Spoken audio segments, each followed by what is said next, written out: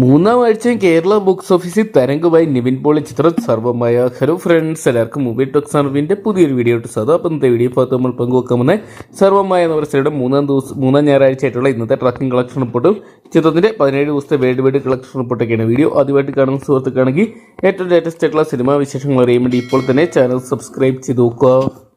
നിവിൻ പോളി, അച്ചു വർഗീസ് തുടങ്ങിയവരെ കേന്ദ്ര കഥാപാത്രമാക്കി അഗ്രസത്യൻ അണിയിച്ചിരിക്കുക ഏറ്റവും പുതിയ മലയാള ചിത്രമായിരുന്നു സർവമായ എന്ന് പറഞ്ഞ സിനിമ. ചിത്രത്തിന് 3 ആഴ്ചയായിട്ട് കടന്നപ്പോൾ ഇപ്പോഴും കേരളത്തിൽ നമ്പർ 1 ആയിട്ട് തുടരുകയാണ്.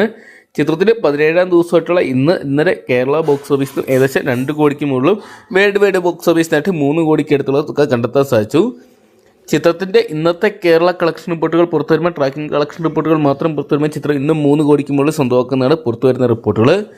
ആദ്യ 11 ദിവസം കൊണ്ട് തന്നെ വേൾഡ് വൈഡ് ബോക്സ് ഓഫീസിനായിട്ട് 100 കോടി പിന്നിട്ട ചിത്രം ഇതിനോടൊപ്പം തന്നെ 17 ദിവസം കൊണ്ട് 125 കോടി 50 ലക്ഷം രൂപ സ്വന്തമാക്കി.